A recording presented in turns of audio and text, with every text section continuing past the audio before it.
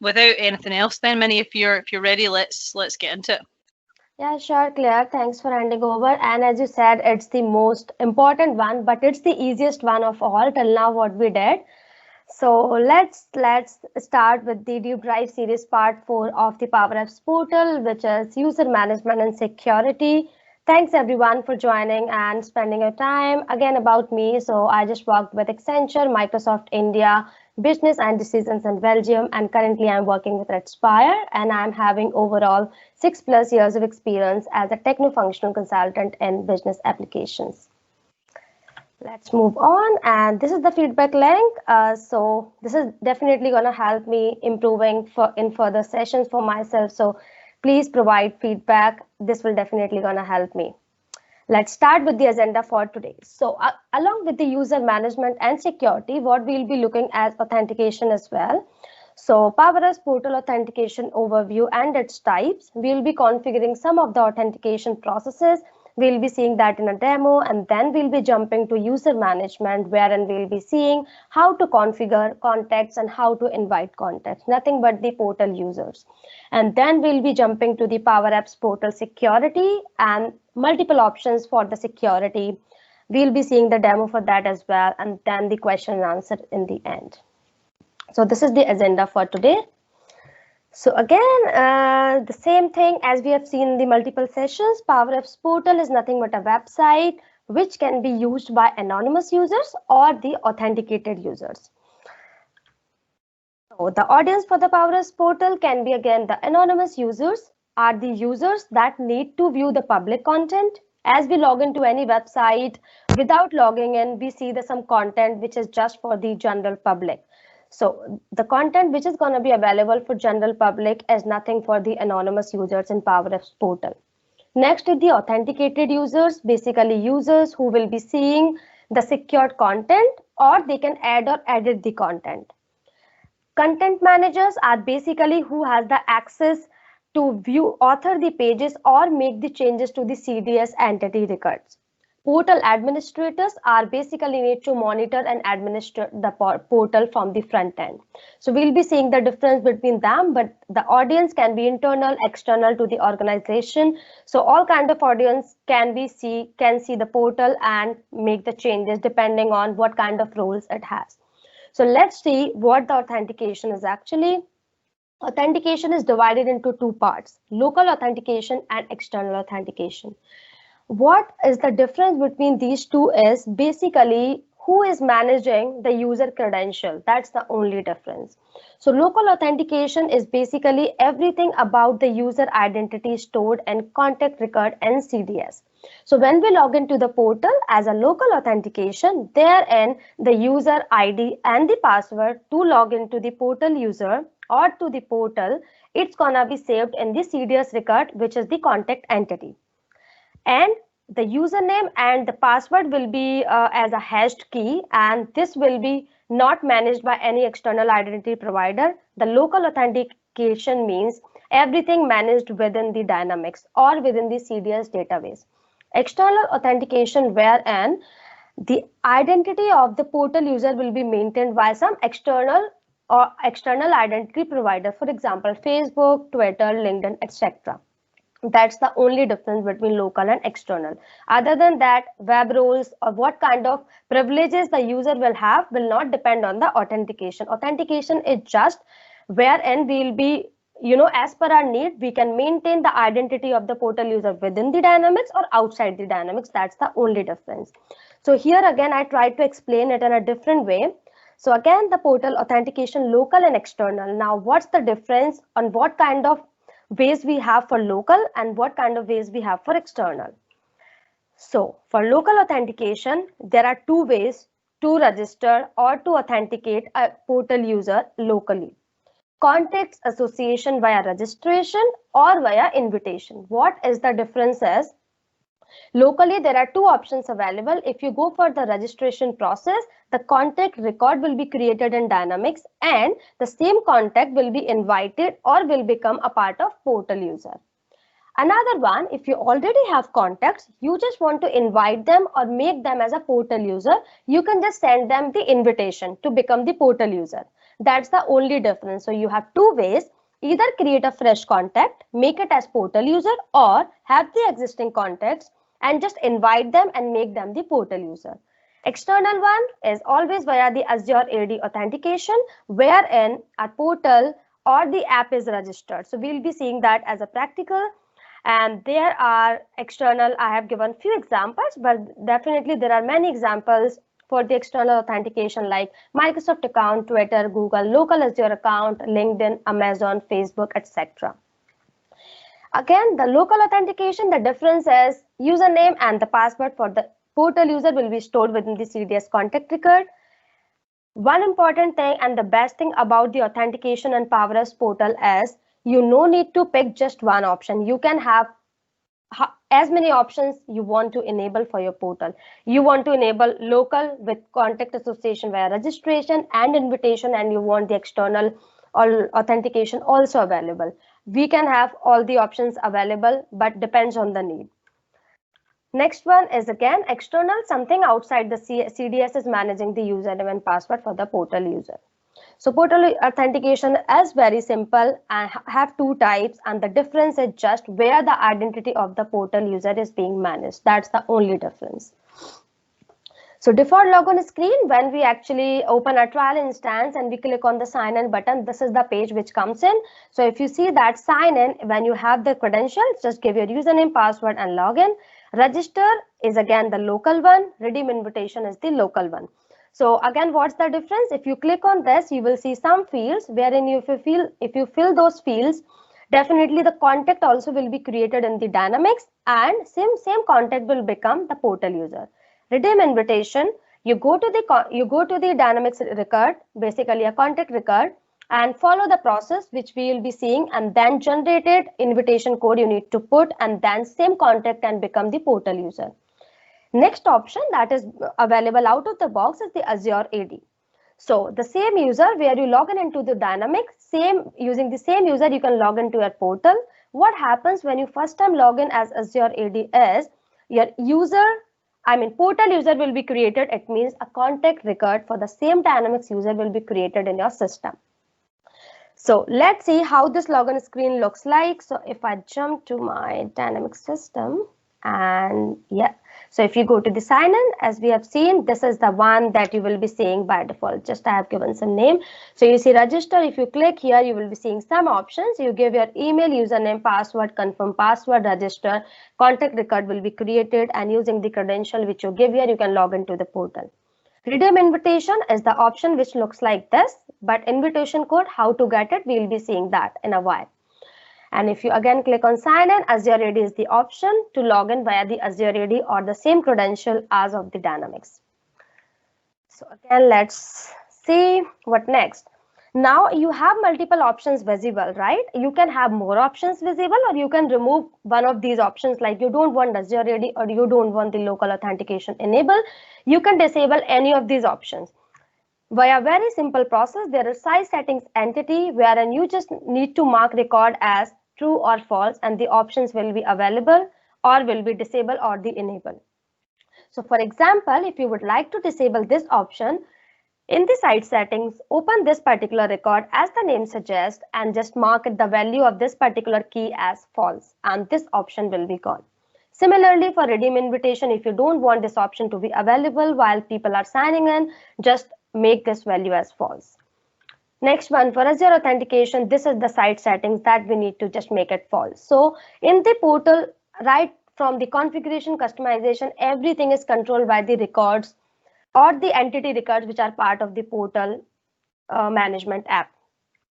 Next is the local and external authentication demo. So let's jump to the demo and see each option what we have discussed just now. So let's start with the local authentication in both the ways, and then we'll be jumping to the external authentication. So local authentication, let's say I have just installed the portal, I don't have anything, and I want to create a contact as well, right?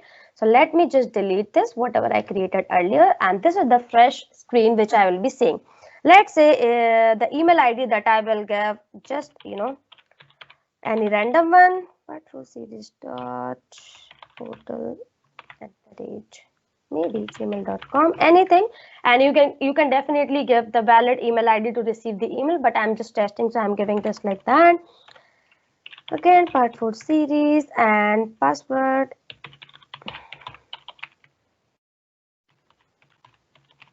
Right. If I click on register, let's see what happens.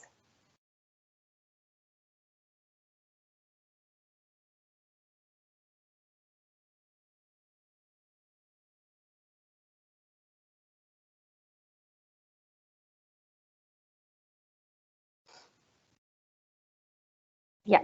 So once I register, I can just save this as well, and I can give first name again, maybe same. I'm not gonna change anything. Or anything information which you would like to update. We can give language. As I have just one, I can select that language and I can update it. And if I go to the Dynamics, where in my portal management app, sorry, if I go to the maybe the contact records, and I'll be seeing this particular contact created. And let's see how it differentiates from the normal contacts to the portal contact, right? So we have given name something like that, part 4 series. Yep, this is the one which is created when we registered.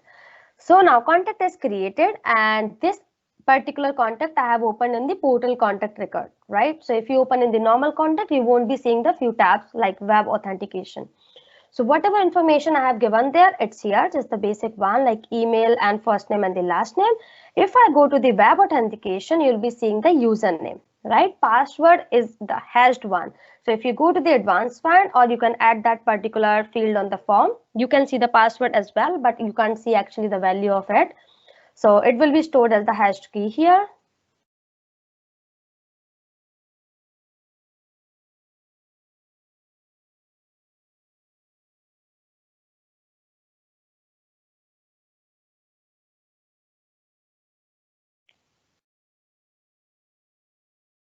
So while this is opening, one more thing. So in the web authentication tab, we can check the details around the username and the password. Definitely, if you forget password, there's a ability to change the password as well. You can just click on change password and you need to give the new password. That's all. So it's that easy to change the password in case if you forget the password. So let's just see whether it's loaded or not.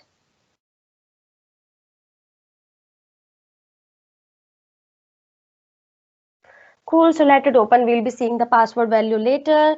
And then this is how the basic local registration process happens. But in this case, what's happening? A contract record is being created into the system. In case if you don't want the contract record to be created, for example, let's say I want this person to become the portal user, or this person should be able to log into the portal, or this person should become the portal user. What I need to do is I need to invite this contact to become the portal user. So there is something called create invitation. If you click here, you see the create invitation. It's all out of the box because when we provision a portal, we get the portal management app, and along with this particular form related to the portal and all these buttons and things comes up. So if you click on the create invitation, so here if you see, it's a simple form where the name of the contact and the type is single. What does it mean? If you want to invite multiple contacts together, you can click on the group, and then there will be a grid available where you will be selecting multiple contact records to be invited to become the portal user. Now I'm selecting just for this one. I'm not giving any other value. I'm just saving it. So after saving in the advanced, you will be seeing the invitation code. Another thing is definitely there is one more way. So let's say this is the person and I have the correct email ID and my email box and everything is configured. In that case, you can go to the flow and say that send invitation. So what happens is this person receives the email with this particular invitation code. So we'll be creating that as well. So this is confirming whether you want this workflow to be run for the invitation to be sent to this particular contact. So I have run that workflow as well. We'll be seeing the email little later, but let's see when we got this invitation code, what happens. So this is the second way of local authentication process. So if I go here and if I say redeem invitation and I paste that value that I got in the invitation code, and if I click on register, it already pulls up all the details here, not this one, sorry, it just gives me the email ID, and then we can give username, password and the confirm password here. In this way, the same contact which is already in the system will be invited for the to become the portal user. Now let's give test invitation user and then give the password.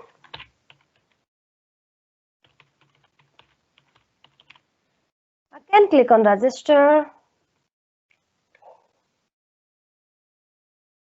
Right, if you would like to update any information, because this all coming from the Dynamics as we are using the existing contact, and just click on the update.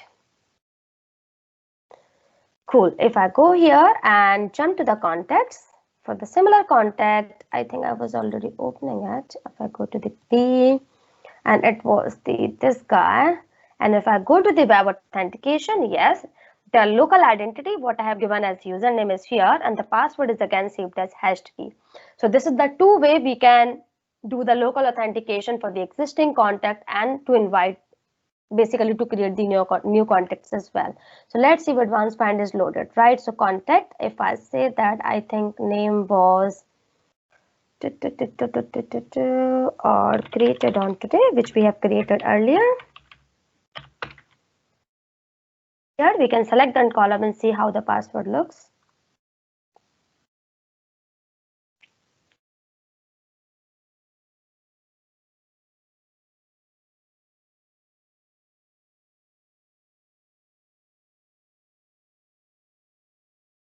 Yep, so let's go ahead and see.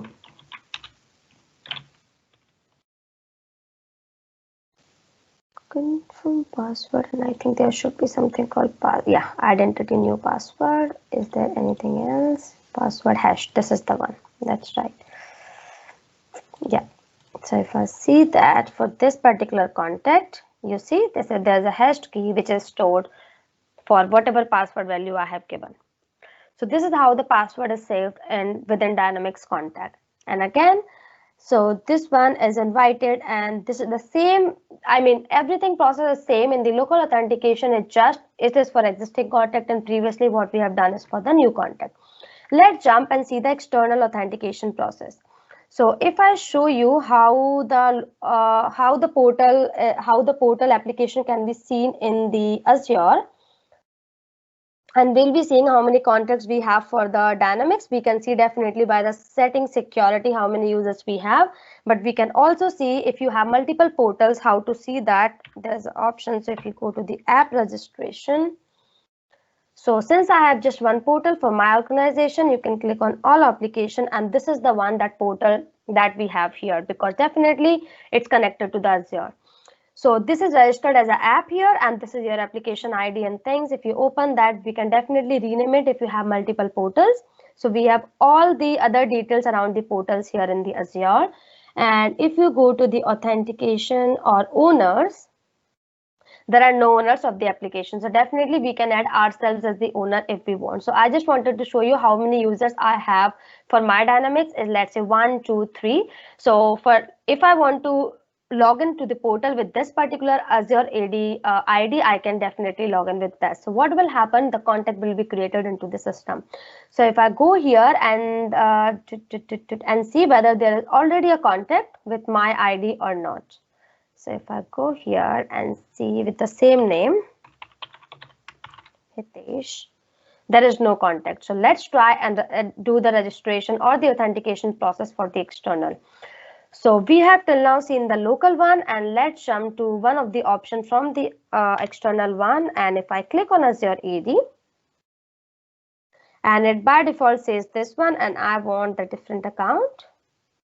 So use another account, and I need this contact basically. So I just click on this one and see this detail. I should remember the password hopefully.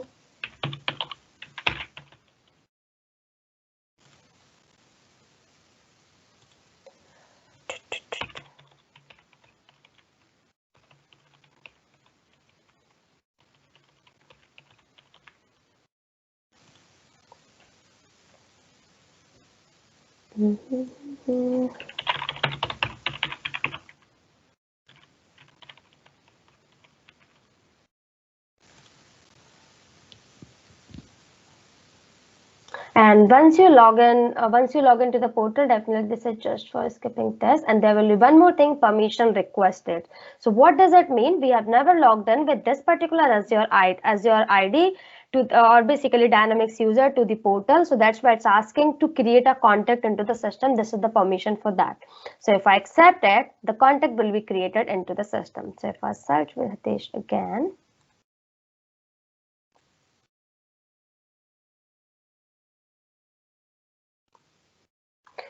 right, so let me just update this information. Right, now if I go here and refresh, yeah, there's a contact that is being created into the Dynamics. So again, whichever type of the authentication for the portal is, the portal user will always be the contact record into the system, whether it's created manually or created by the portal via the local registration process, or whether you are logged in to the any external authentication process. Always the contact will be created, but here what will happen, the identity of the user will be maintained by the Dynamics of basically the Azure. So if you come here, what is the difference between external and the local one? If you come to the web authentication, you see the external identities, there's a username and things are given because we are logging in via the external authentication, not the local.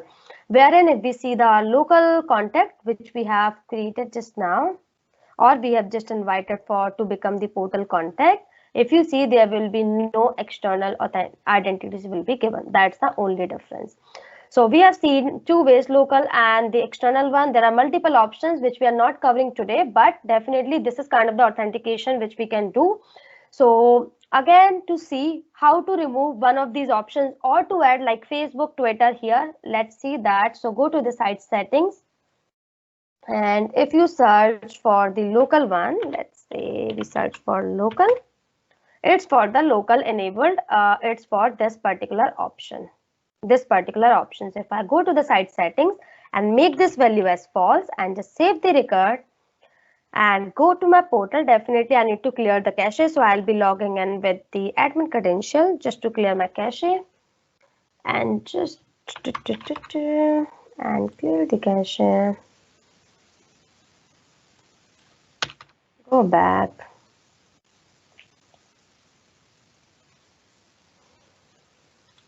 Sign out, sign in, and oh, this option is available. Okay, I think I removed this one, not the register one. Sorry, I think I did the local login enabled as false and external authentication sign in register. I think this one should have gone, but let me just cross check. So let me just make it true. I think that was the different site settings. So if I go back and I say local login, or I say registration, or let me just try the invitation enabled, right? Let me try this particular option to disable. I think it just works like that. And if I just save it, go back again, I need to sign in.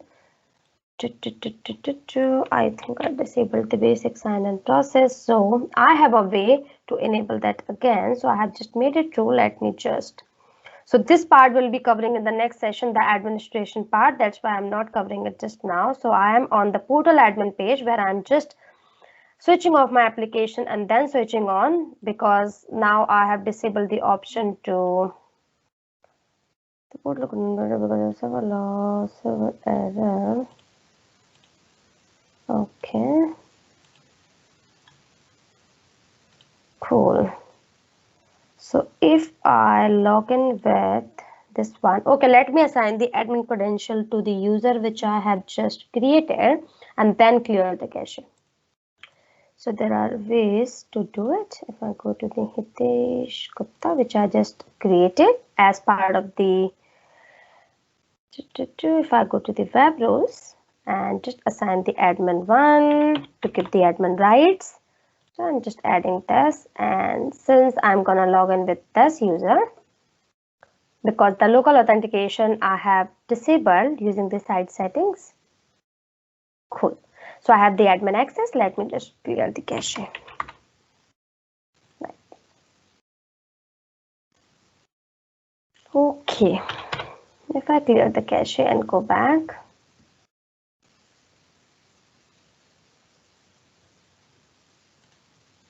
and sign out, sign in. And normal sign is available now. So you saw that I have disabled the site settings for invitation enable, and that's how this particular option has gone now, right? And if I enable that again, the invitation option will come here, and similarly we can do for Azure AD. So let's try one more, and then similarly any site settings we can enable and disable to make the other options available. So for example, let's go to the Azure, search for the Azure. And yes, this is true. So let's make it false to see some change on the portal, right? And let's enable the Facebook one, but definitely we are not going to do whole setup, but at least the option will be available. So basically, whenever we want to set an other identity providers, there is a way to do the whole process and get the app ID and app secret. If you give that, your basically identity can also be taken from the Facebook. But for now, I'm just giving as true just to make that option available. But this need to be properly set up to give the app secret and app ID. So I'm just making this true again. And let's see whether the Facebook is available and Azure option is gone here. So if I go here and clear sign in again as admin and clear the cache.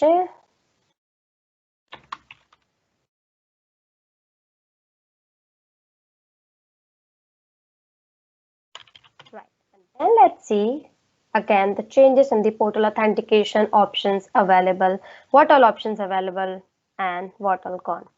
So again, I think it didn't clear the cache. Let me just sign in again and again try to clear the cache.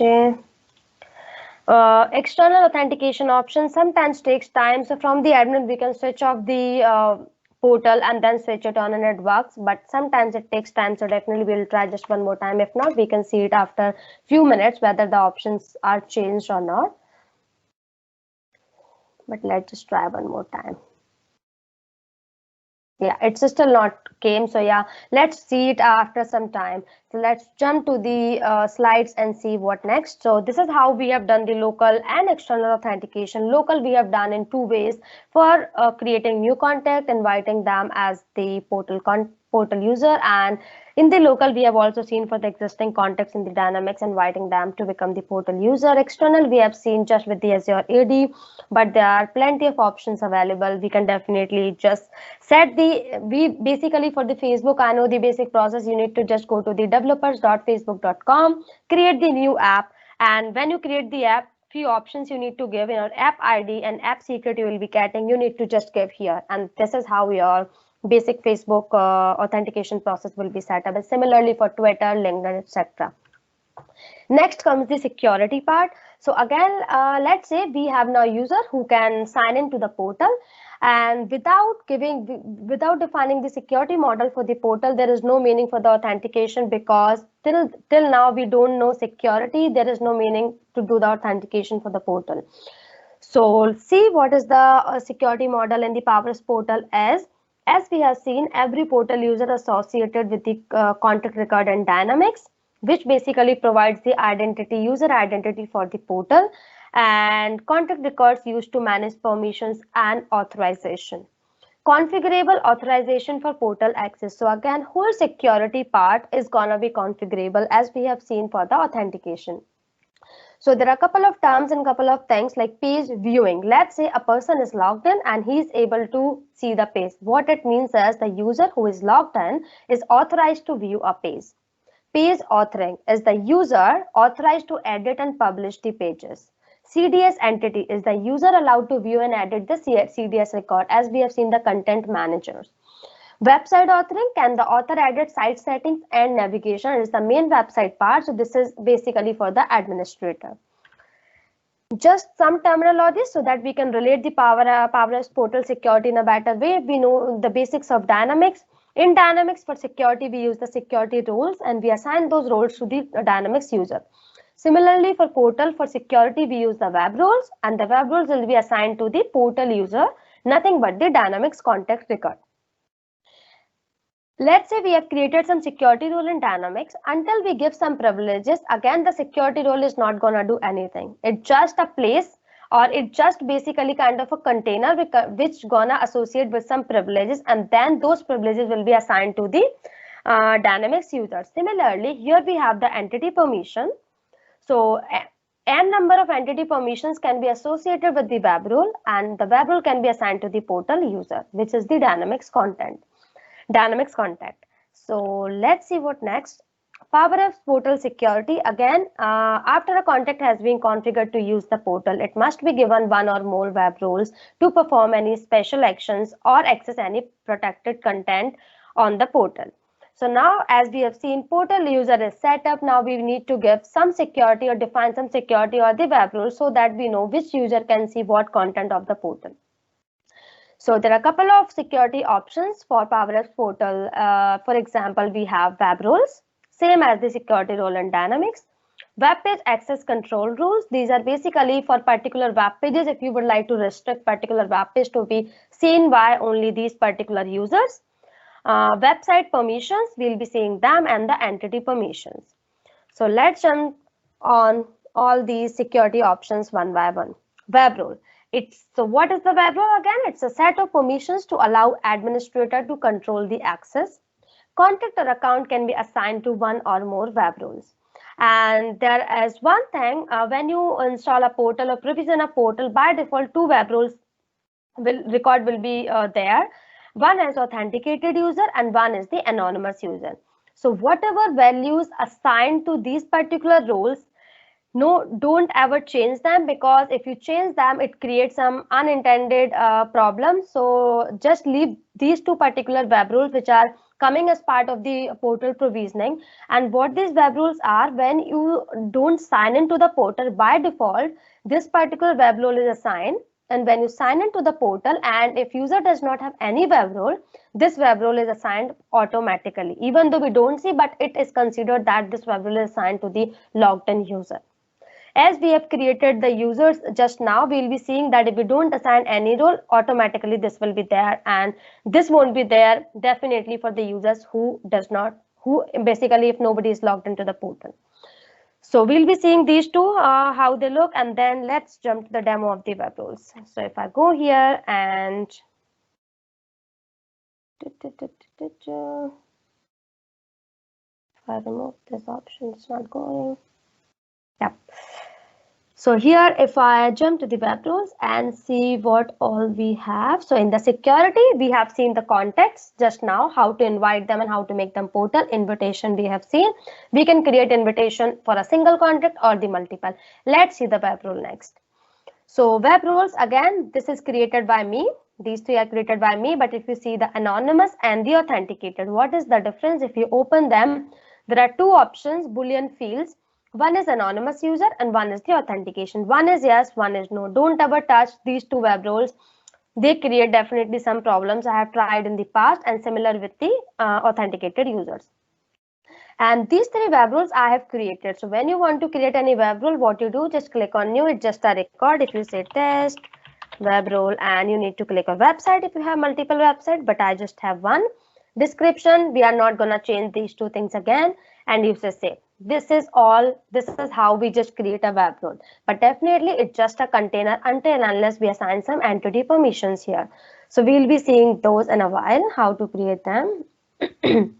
And I created three web roles here. One is for lead entity, again just a name, nothing else, and I have assigned some entity permissions here. Similarly for opportunity entity, and I've created one web role which contains the permission for both the entities. So let's jump to the slide and see. Web role is nothing but just the container for the entity permission, just the record with the name, nothing else, and the relation it has to the multiple entities. After the web role, definitely we need to configure some permissions, rules, and associations. As we have seen, optional default web role for authenticated user is this one, and optional default web role for unauthenticated user is the anonymous user role. So here again, let's say there is a portal user.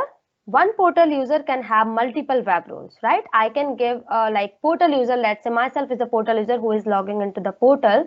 I can have multiple web roles assigned to myself, and one web role, each web role can have multiple entity permissions defined. So this is the way we can understand the security of the Power Apps portal.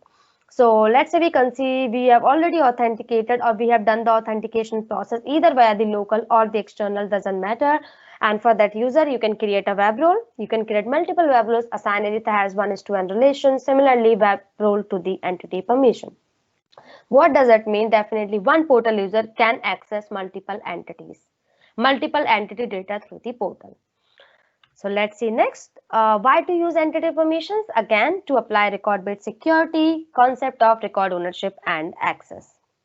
Create entity permissions. So whenever we are creating entity permissions, as the name suggests, giving permissions to access some of the entities data. But there's exceptions. There are entities like web page, web files, or other configuration entities for the portal. Never create entity permissions for those because those are the configuration entities for the portal. If you do that, there will be some unintended consequences. So definitely you will not ever give entity permissions for these entities. You will be rather giving like for if you are showing data from the lead, opportunity, account, contact, or let's say some custom entities, you will be creating entity permissions for those entities. When you create an entity permission, you can define the scope as well. If you're giving the permission to particular entity either at a global level, what does that mean? Access all the records at the contact level, portal user level, account level, portal user's account level, self just for the portal user's record, parental if you give for any entity here, the child entities can also be accessed. So this is the scope that we always define. Determine the rights. Rights are cumulative. What does it mean? If one web role has 3 entity permissions or one particular user has one web role which has 3 entity permissions defined, definitely it will be cumulative of all. So again, the create entity permission, define the scope. As I said, global is gonna be the best example via the entity list. So let's say we select a view when we create an entity list. If your scope is global, you can access all accounts, all contacts, etc. At the contact level, you can access the records only which are associated with the portal user, which is the contact. Account, you can definitely access only the records which are associated with the contact's account or the portal user's account. Self is just to change anything for the portal user itself. Parental is just for the if you want to give an entity to the entity permission and the child entity permission, wherein let's say you want to say all the contact leads or anything related to the 1:1. This is how the parental works. Let's see the example of all those and do the demo for the entity permission. So if I go here and show you a few of the entity permission which I have created, I have given scope as global, but definitely we have multiple options. If I say, let's say test entity permission.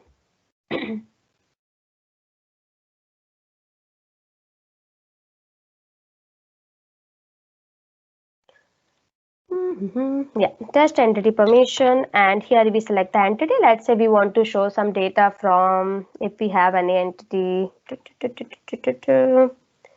Let's say opportunity, let's say activity maybe, or we can take any entity whichever we want.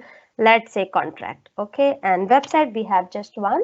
Scope we can define whatever we want. If we say global, global means all of the record. Now what kind of privileges you would like to give for this particular entity, what permissions you would like to do users who has this particular entity permission. Read, create, append to works together as in the dynamics, write and delete. Child entity permission comes into the picture when you give the parental, right? So if you give the parental, then the child entity permissions comes into the picture. If you give the contact level, this is just for the contact record which you can select the particular relationship here. If you give the account, definitely it's again just the logged in portal user's account. And then we have seen, I think, yes, all. So this is way we can create the entity permission. So I have created 2 or 3 entity permissions I have created for lead and the opportunity. So what I did is, again, the same lead entity permissions, and I have chosen here the lead entity. I have given just the read and the create permissions. If I remove one of these permissions, let's say create, and if I'm showing a grid of the lead entity on the portal, the create option will automatically be disabled as the user does not have permission. Let's see that when we open the portal, and similarly for the opportunity, I have given just the read, not create, right? So this is how I created the entity permissions. So I have some contact set up. So if I go to the contact and show you, using which I'll be logging and show you the difference. So if I see Abraham as a contact, which has a let's say a web role or a security role, lead entity access web role. And if I open this web role has some entity permissions. This entity permission is nothing but the lead entity permission, and we can see more details here. So Abraham is a user. If he logs into the portal, he has the permission to see or create, I think, yeah, read and create the lead entity related data, right? So now let's come here and see what all Abraham can do, right? So if I go to the Abraham record and say sign in, so I have a web link set which I have added, and I have some of the child links for this web link. And if I click on lead list, so on this particular page, I have added a lead entity list as we have seen in the configuration part, right? So this is the entity list which I can see, right? But let's say if I go to the opportunity list, it says you don't have permission to view these records. Or if I assign the opportunity entity permission or the web role to the Abraham, definitely then he can see that. So we have seen one example wherein based on the entity permission or the web role assigned to the logged in user, he can access the particular entity's data. This is not about page, because if you see that, we are still able to view the page but not the data. So this is the difference between what we will be seeing next, how to control the access to the web page itself, not to the just data, right? So let's see one more thing, one more contact here. If I go to the another contact, apart from Abraham, let's see, I have one more setup for this particular contact, wherein I have assigned the web role called opportunity entity access web role. And similarly, it contains the entity permission, which is for opportunity entity, right? If I go here and sign out and log in with the second contact, which I have just shown. So if I go and say this guy has permission for opportunity entity.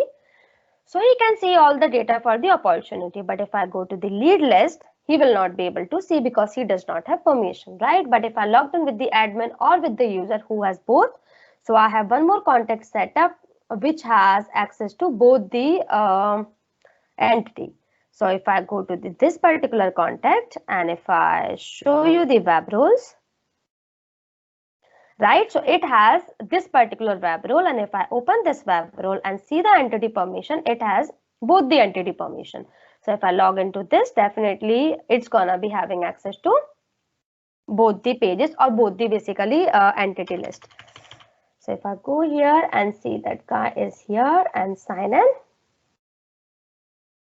so he can see lead as well, and I think he can see the opportunity as well, right? So this is the way we can create web roles, assign different entity permissions, and the data will be basically seen by the logged in user depending on what kind of web role he has, and the web role has which all privileges, right? Now what we have seen is if I go to the, let's say, lead, okay, I see the create button also right here because I have given the create permission as well. If I remove that permission, then definitely the create button will not be visible. So let's try that option as well. So if I go to the lead entity permission and I say I just want to give the read, I don't want to give the create one. So okay, oh sorry, let me just save it. Okay, I need to clear the cache, so I need to log in with the admin credential. So I'll be logging in with admin just now. Clear the cache.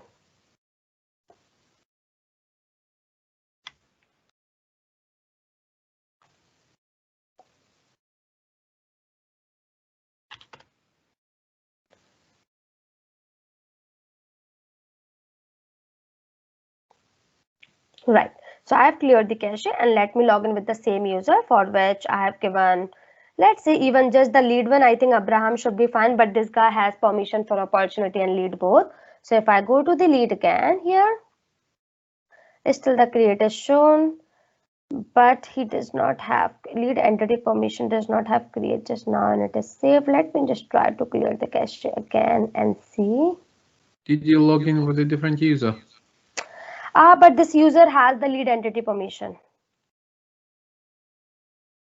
So if I go to this one, let me just try that again, maybe. Clearing the cache.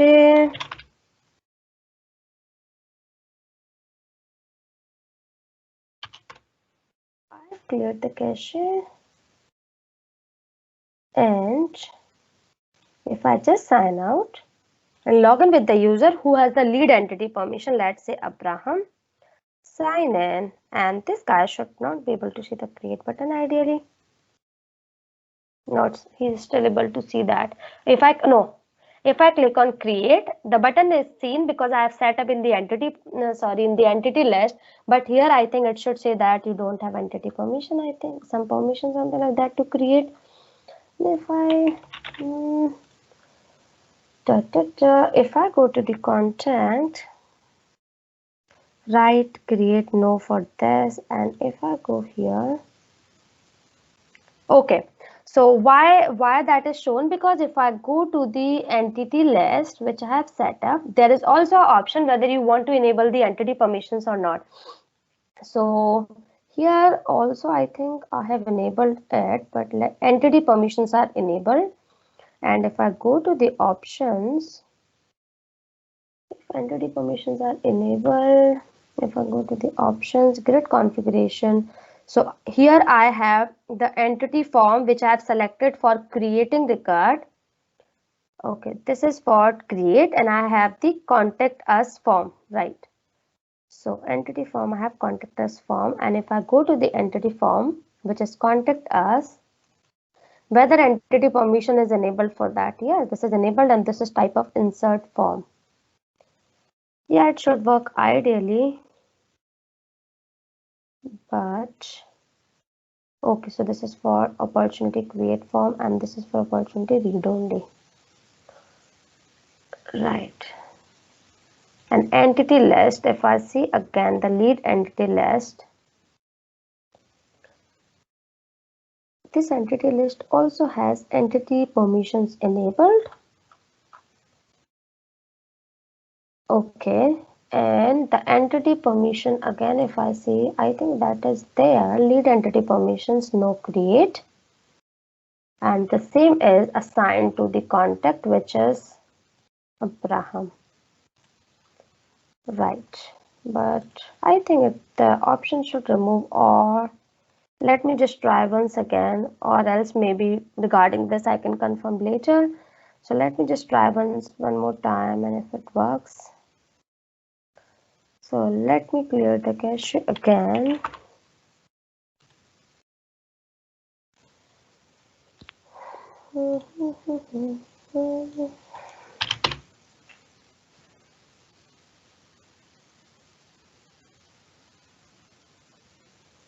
Okay, sign out, sign in, again as Abraham, who has the lead entity permissions. If I go to the lead list, no, I think it should be, the option should be gone. Or if I just test it, maybe does it allow to submit the record? Yeah, it's allowing that. But it shows this as well. Minnie, there was another web role, not web role, maybe a web role, a contact us one only. Is that form maybe tied to the anonymous web role because it's the contact us form? Yeah, I'm just thinking that, because ideally, because it has just one web role, I think. And that web role, if I go here, lead entity access web role. Okay, and this has entity permissions, which are this one, wherein I see read and create is not enabled, but still it's allowing.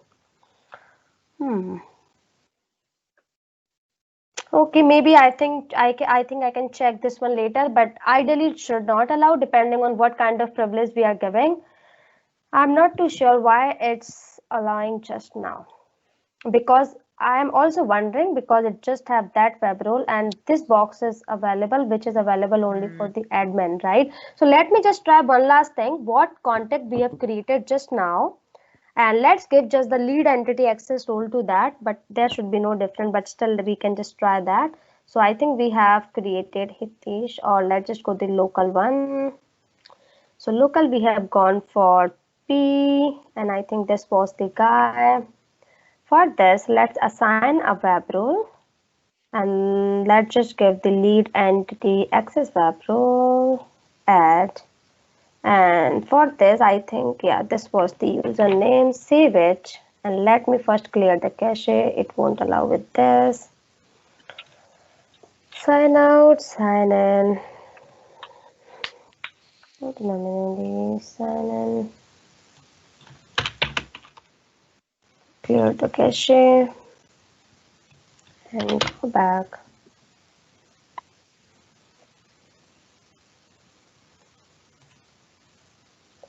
Okay, sign out. I think there is something, either I'm missing or it's not working. We need to find out.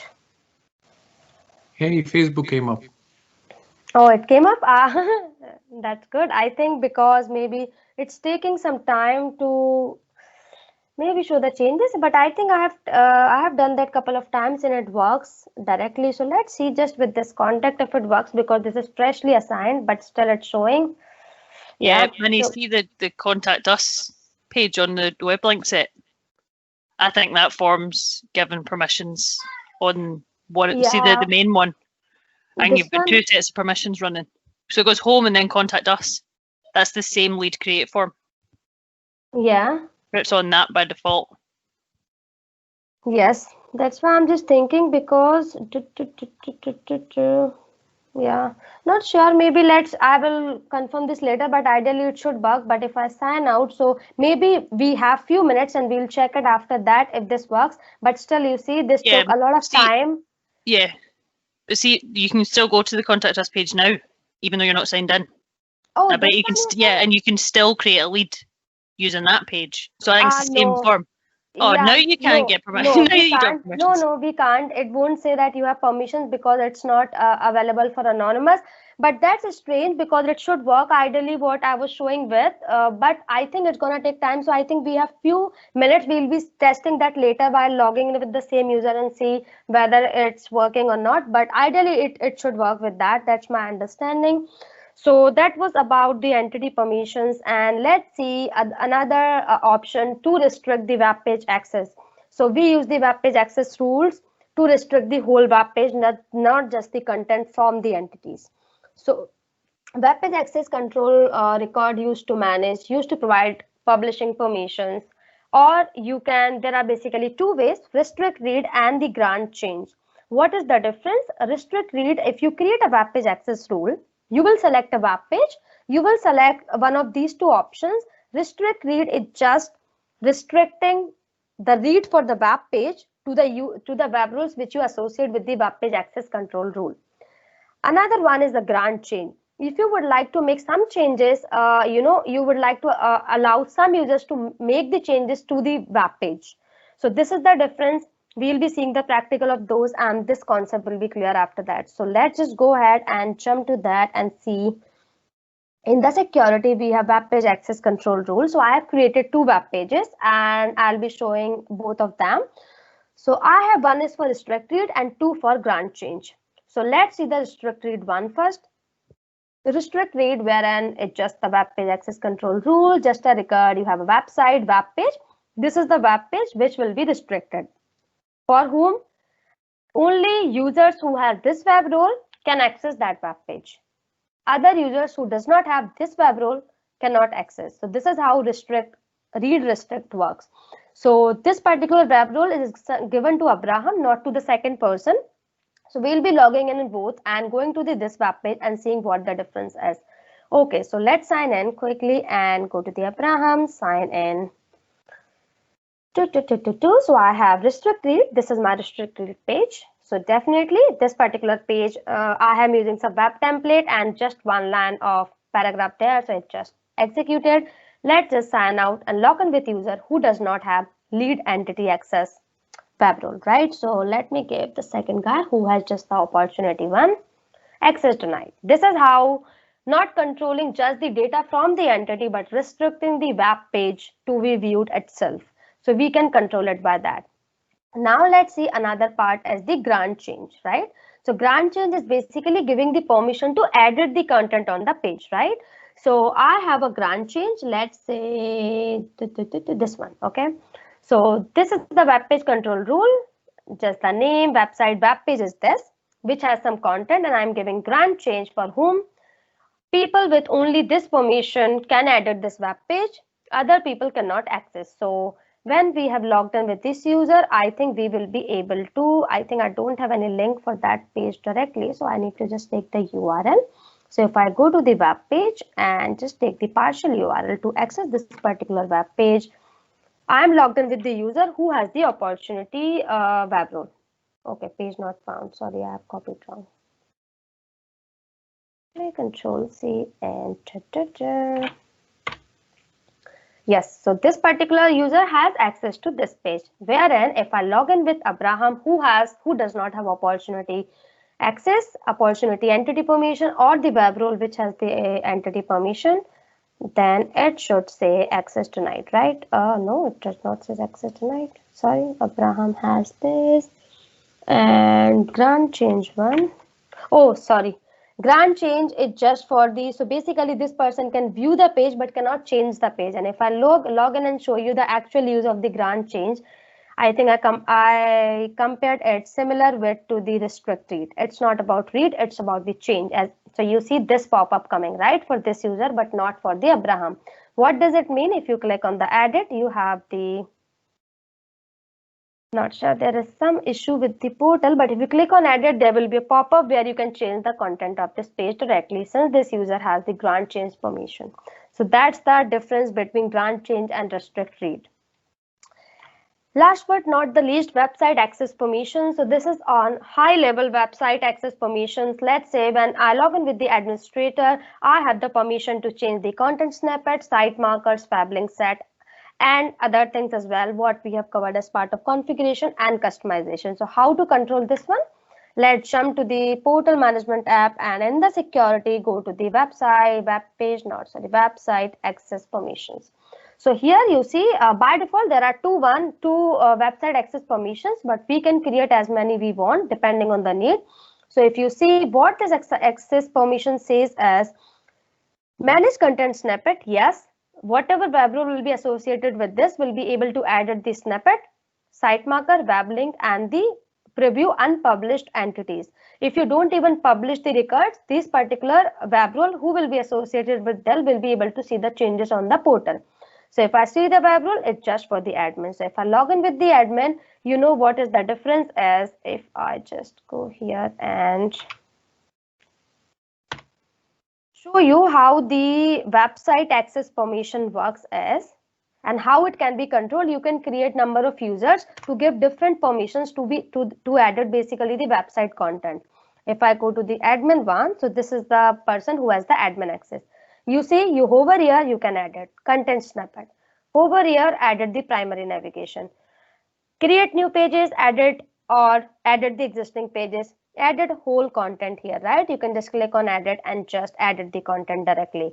So different permissions given for the admin.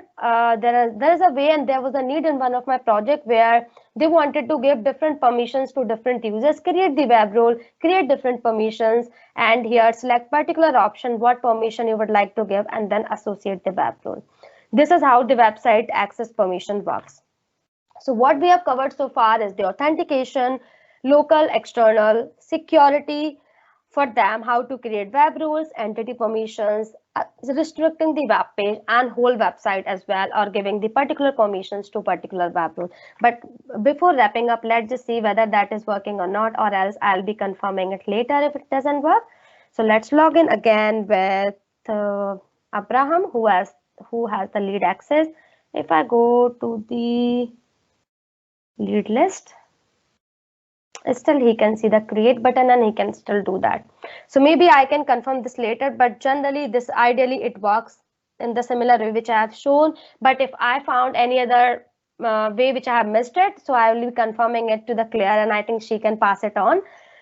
So I think that's all for the day. And next one is the part 5, which is gonna be mainly the admin part, how to switch off the portal, switch on another parts, how to deploy and how to deploy to the another environment, and how to use your particular portal into the chatbots, how to generate its key. So we'll be covering that part in the next and the final part of this particular portal series. So thank you everyone for joining.